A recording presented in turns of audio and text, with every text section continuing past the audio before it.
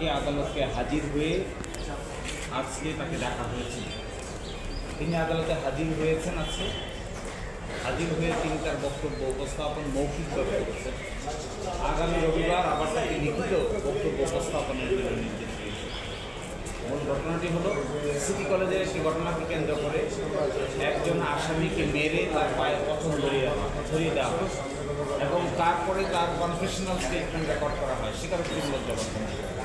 এই মামলা প্রায় 10 বছর পরে হাইকোর্ট বিভাগের শুনানির জন্য আমৃত্যু কারাদণ্ড দেওয়া হয়।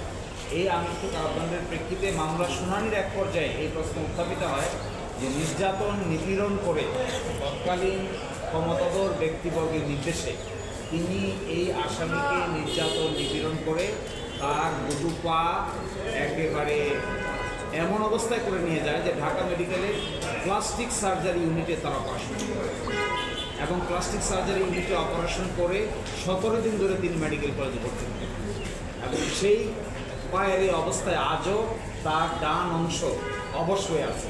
তিনি এখন কাস্টডিতে আছেন, আমৃত্যু কারাবরণ করছেন। এবং এই প্রেক্ষাপটে তখনকার দিনে ডেইলি স্টার পত্রিকা, সমকাল পত্রিকা সহ সকল জাতীয় পত্রিকায় মানবাধিকার কমিশনের তখনকার দিনের চেয়ারম্যান ডক্টর মিজানুর রহমান তাকে দেখতে যান এবং তিনি বলেন যে 10 লক্ষ টাকা ঘুষের বিনিময়ে তাকে এইভাবে ইনহিউম্যানলি টর্চার করা হয়। এই সব কিছুই নথিতে ছিল।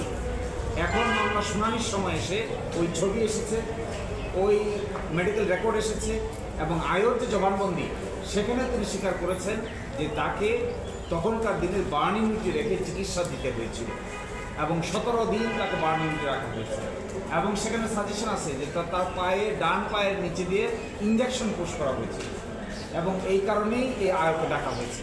আজকে তিনি মৌখিকভাবে বলেছেন, অস্বীকার করেছেন, আগামী রবিবারে তাকে লিখিত আকারে তার এই সমস্ত আচরণের ব্যাখ্যা দেওয়ার জন্য নির্দেশ দিয়েছে।